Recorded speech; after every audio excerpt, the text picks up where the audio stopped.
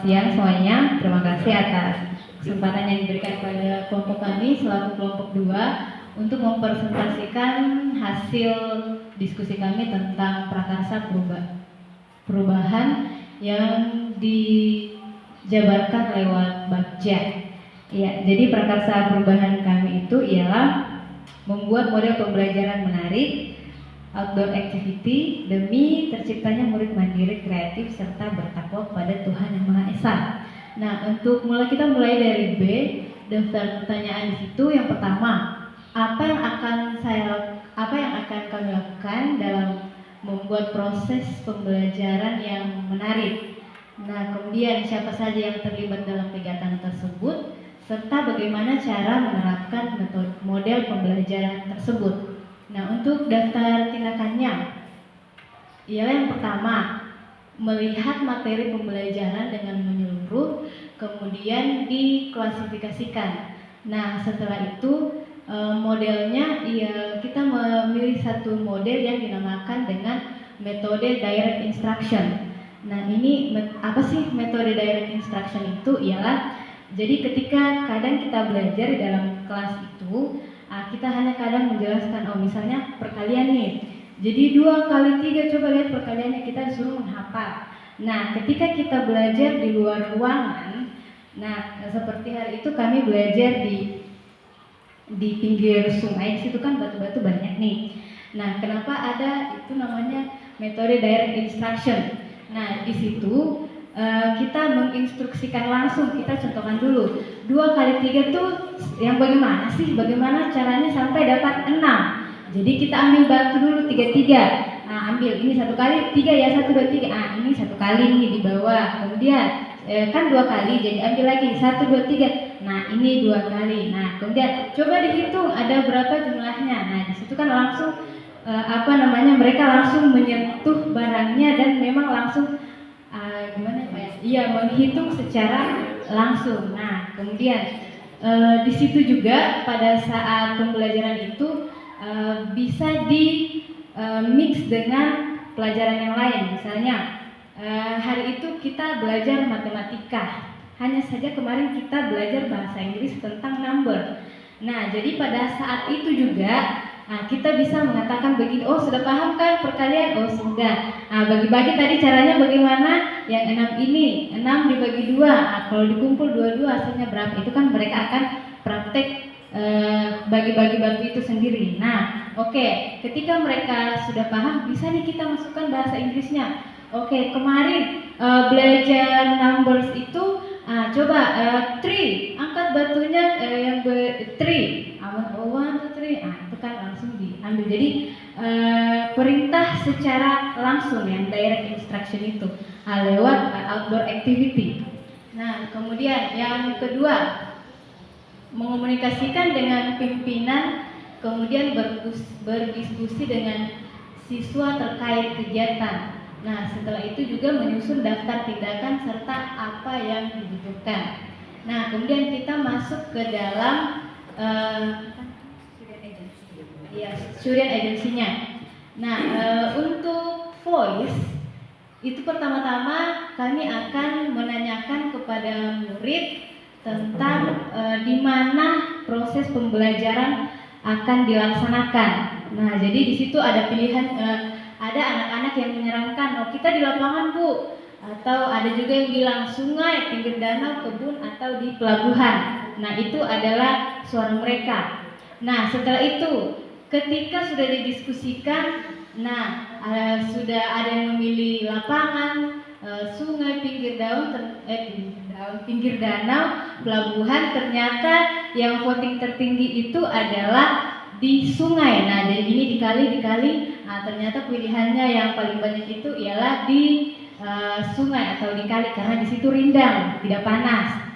Kemudian, untuk ownership-nya itu siswa terlibat langsung dalam menyiapkan perlengkapan pembelajaran yang dibutuhkan. Jadi misalnya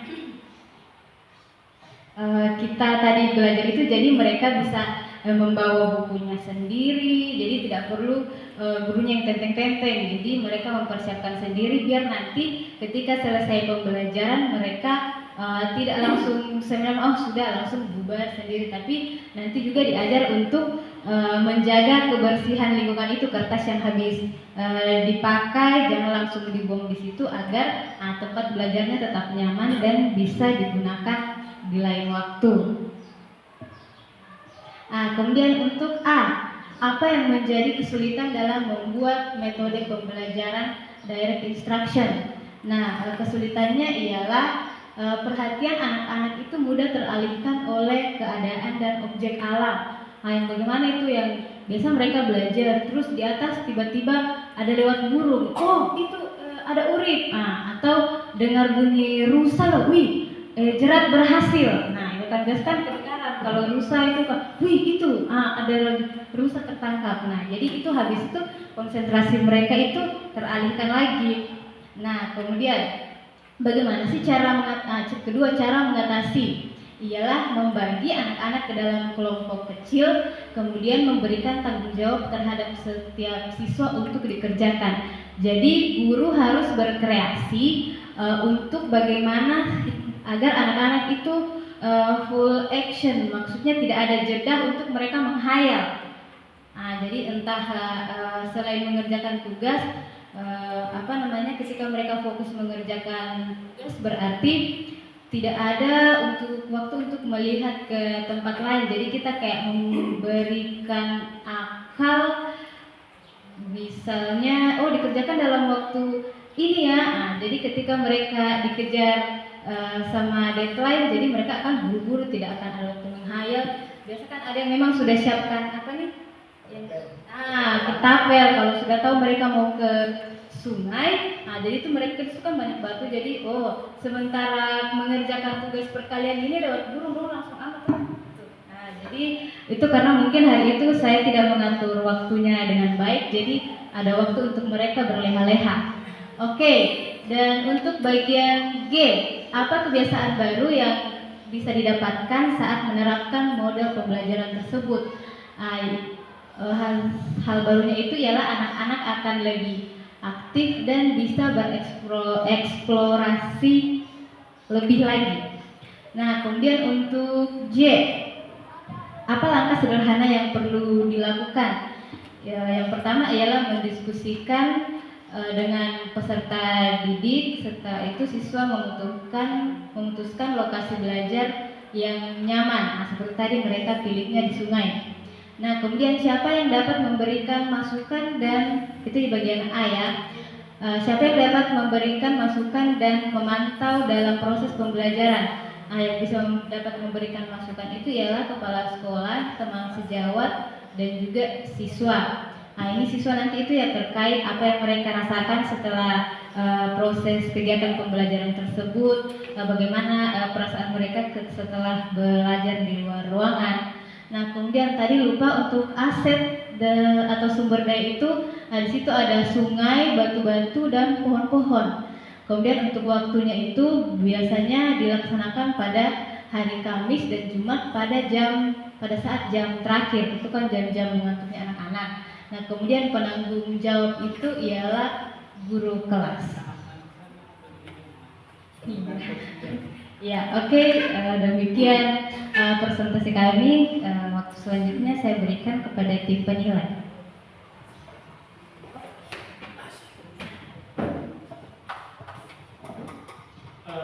Baik, terima kasih. Saya mewakili dari tim penilai. Mungkin saya lebih pertama tentang ke aset. Kalau menurut saya kan pasti ada manusianya juga sih.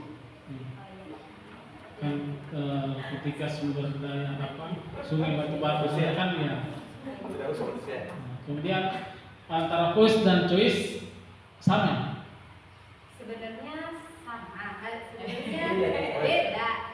Choice suara dulu, choice itu ialah mereka keluarkan semua dulu banyak. Saya mau ini boleh Bu di lapangan. Bukan diskusi lah. Berarti kan ketika saya lihat sepintas suara berarti kan voice-nya berarti diskusinya. Diskusinya tentang itu. Kemudian ini kalau saya sih artinya kayak tadi di kelompok saya tuh kayak suara pemilikan voice dengan nasib itu apa ya, bukan hanya di G saja. Kalau akan artinya ada juga di situ sih kayak G, anak-anak yang lebih efektif. Otomatis kan maksudnya di situ kenapa dia bisa aktif karena sudah memiliki kekejar waktu. Paling tidak ini sebagai contoh untuk yang di bawah saya. Tapi ya anggaplah itu adik kita nih. baik. Dikejar waktu. Kalau dari saya cukup sekian, mungkin ada rekan penilai lagi yang mau menambahkan. Ya, di situ baik, terima kasih atas kesempatan diberikan. Di sini saya mau tanya aset atau sumber daya di situ sungai, batu-batu dan pohon-pohon. Di situ tidak ada aset manusianya. Maksudnya itu ditambahkan terus nanti melihat seperti apa kalau macam guru, mungkin guru yang kreatif kah, dan semua sama.